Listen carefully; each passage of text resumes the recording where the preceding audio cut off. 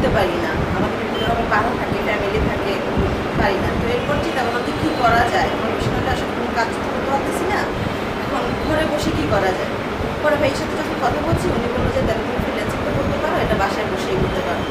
এখন এবার কোথা থেকে শিখবো, মানে ভালো এটা কোথায় পাবো, সাপোর্টটা কোথায় পাবো। পরে ভাইয়া বললো আর কি যে কুইক সফটওয়্যার কথা। আসলাম, ঘুরতে গেলাম কুইক সফটওয়্যার। তো এই তো ফাঁকে ফাঁকে কাজ করতেছি, এর ফাঁকে আবার আমি আবার গ্রিনল্যান্ড কলেজের রাষ্ট্রবিজ্ঞানের অন্বেষণ